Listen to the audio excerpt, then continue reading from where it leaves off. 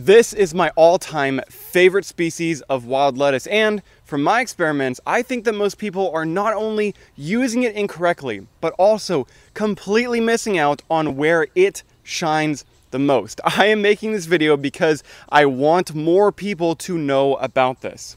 This species is called American wild lettuce, Lactuca canadensis. In Sam Thayer's new field guide, he refers to it as good wild lettuce, and as you're about to learn, there is good reason for that. By the end of this video, I believe that you'll be looking at wild lettuce in a completely new way. And I'm going to break down the details that you need to know to distinguish common wild lettuce species in North America and the globe, which is something that a lot of you have asked for. I actually have a key for that, plus I'll also tell you about how to distinguish them from other plants. One of the reasons that wild lettuce is so popular as an herb is for creating a resinous extract from it called lactucarium, and that was traditionally used to alleviate pain or insomnia. We have an idea of some of the compounds that were responsible for this effect.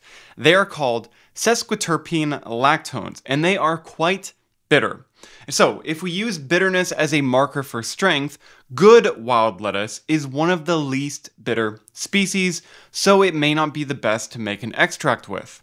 Additionally, in the traditional context, for the official preparation that we call lactucarium, species like prickly wild lettuce or opium wild lettuce were typically the ones that were used. I can tell you from experience that they are in a completely different ballpark from American wild lettuce when it comes to the bitterness. But don't write the species off just yet. Its weakness as an extract is its strength for another category. I don't know about you, but I'm a believer in the idea of let your food be your medicine and your medicine be your food. I eat as much wild food as I can year-round, and I believe it's one of the healthiest things that anyone can do. So why don't we put lettuce in wild lettuce? By the way though, if you do want to get high quality wild lettuce extract, my friend Christian at wildlettuce.com is where even I get my extracts from these days. He uses a particularly strong species that we'll actually cover later in the video.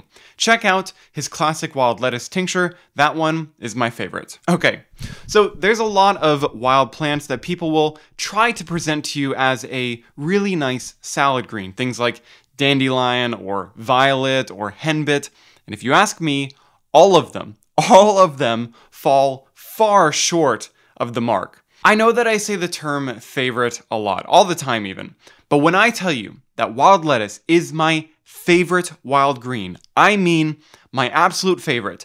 Number one pound for pound, 10 out of 10, best wild salad green out there. They have an amazing crisp texture and only a very mild bitterness. On top of that, they have something of their own flavor, their own character, that to me, the cultivated lettuces, they lack. Honestly, if I could have a garden full of American wild lettuce, I would. Actually, next year, I think I will, and you can too. More on that a little bit later. One thing to know is that not all good wild lettuce plants will be as mild as others. Typically, when you find them growing in richer soil, in a more shaded environment, they'll have a better overall flavor. Most of the wild lettuce greens that I harvest are when they are at the basal rosette stage.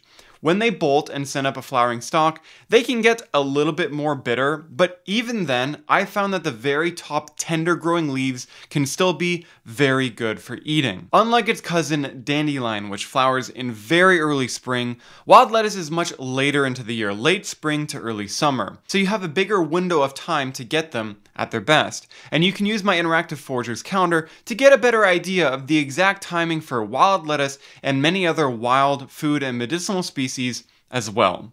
Another thing that you can try is to eat the dense clusters of the unopened flowers. They're kind of like broccoli. I learned about this one from Forager Chef this year. I've tried everything from eating them raw, straight off the plant, to blanching them and sauteing them, and I think that they're both great.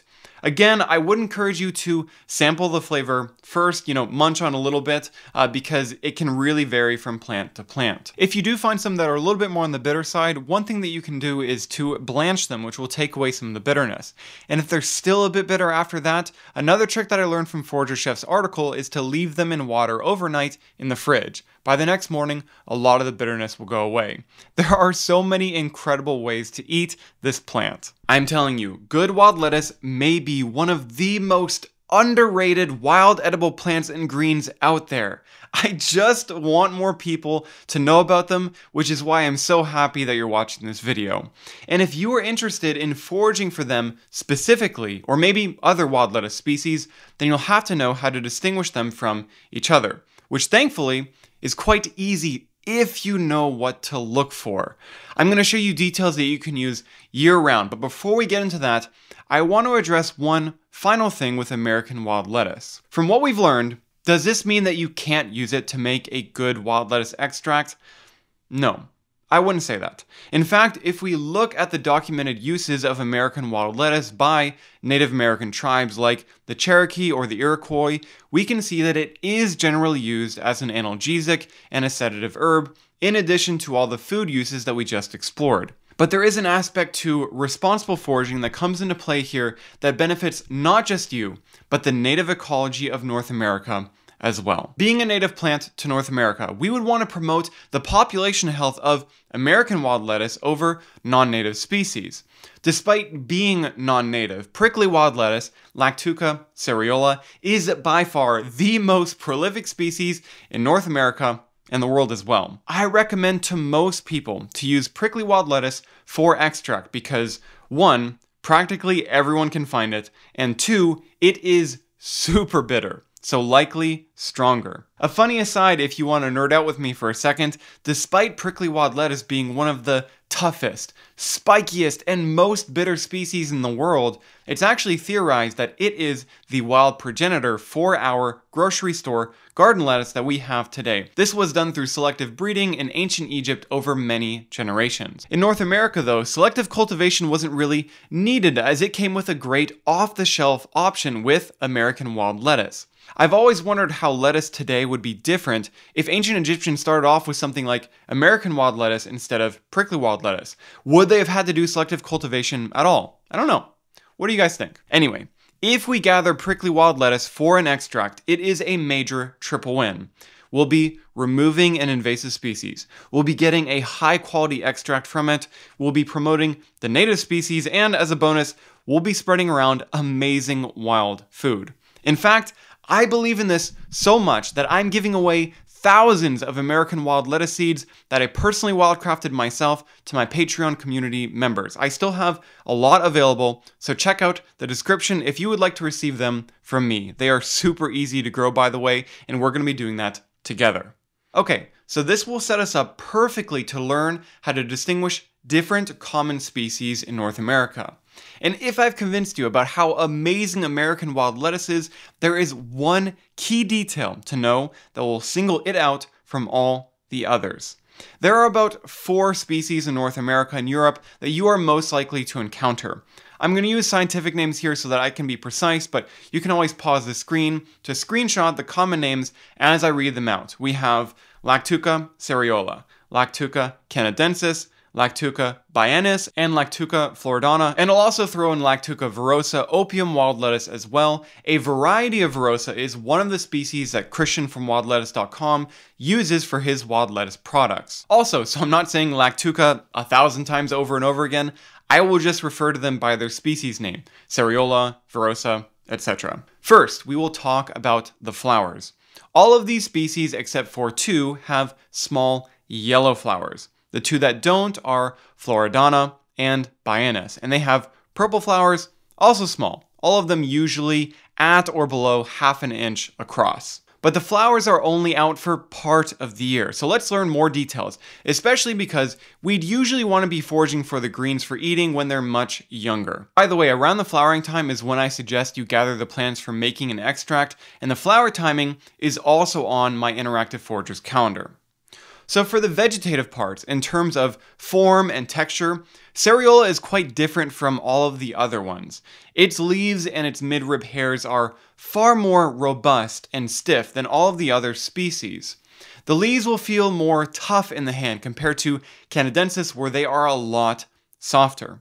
When we get into the characteristics of leaf shape, things get pretty interesting. We have some that are usually deeply divided, kind of like a dandelion leaf. Those are cereola, canadensis, and biennis. Then we have virosa, which usually has unlobed or undivided leaves. And finally, Floridana, which I think is the coolest one, that has kind of these arrow-shaped looking leaves. They're top-heavy at the end. And you know what? You don't have to worry about remembering all of these details. I have all of them in a simple key that you can find in my Foraging knowledge base, which connects to the calendar that I mentioned earlier. But what was that key detail to single out good wild lettuce, canadensis, from all the others? Let me show you. Cut into the stem or leaf of your wild lettuce plant and see if the sap that oozes out remains white or oxidizes to a yellow color almost instantly. If it oxidizes to the yellow color right away, it is good wild lettuce. If not, it's one of the other ones, and you can use that key to figure out which. I've tested this detail with every single species except Biennis, but from the photos that I've seen, I believe that this will hold true for that one as well. However, that trick will only work if you know that you're dealing with a wild lettuce species. There are other similar looking plants with sap that will oxidize quickly that aren't wild lettuce at all. So to learn how to distinguish wild lettuce from all of them, check out my new wild lettuce identification and lookalike guide. It is exactly what you're looking for, and I hope to see you there.